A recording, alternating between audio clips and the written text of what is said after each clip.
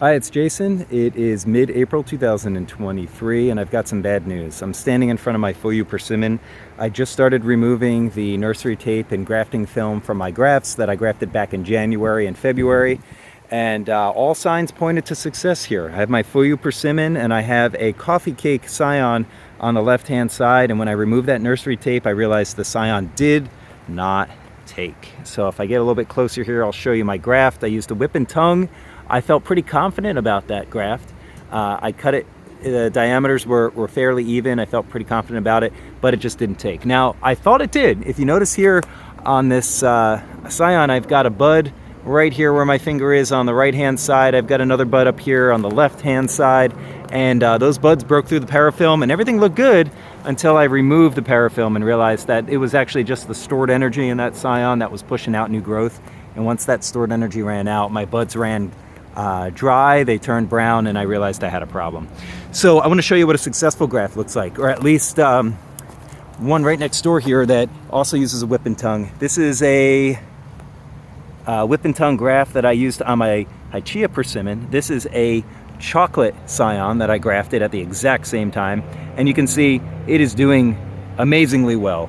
It actually broke dormancy first among all of the 4 varieties of persimmons, well 3 now that the Coffeecake hasn't taken, and it's doing amazing so far. So I knew that that one was doing really well, and when I unwrapped the parafilm, the graft confirmed that.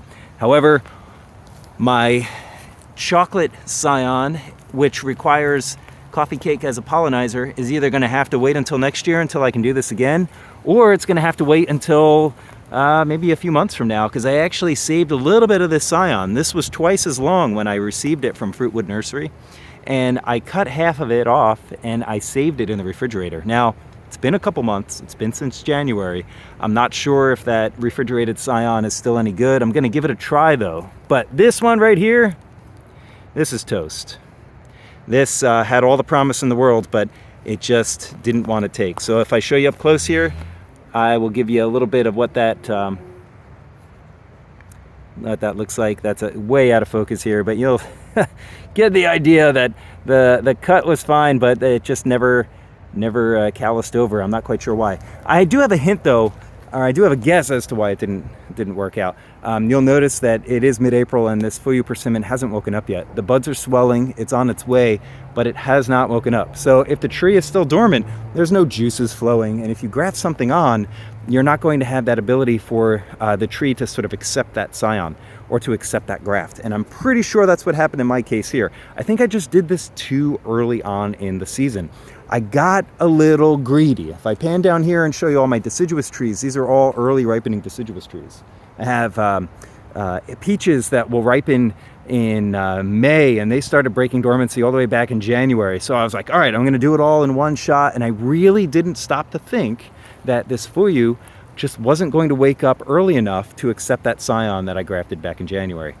I got lucky. My Hyachia and my chocolate persimmon over here, those did take, but again, I think my luck ran out with this guy. So what I'm going to do, I'm going to take this guy, I'm going to throw it away, and I'm going to take out that scion that I kept in the refrigerator. I actually have it right here in my pocket.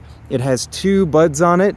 It's looking a whole lot healthier than what I just threw off the tree, but is it healthy enough to take? I don't know, but I'm going to find out. So I'll give you another update in a couple months. I'm going to go ahead and graft this on right now, and fingers crossed. I would love to have some Coffeecake persimmon within the next couple years, and that's going to really depend on how successful this graft is this year. So again, I'll give you another update in a little while.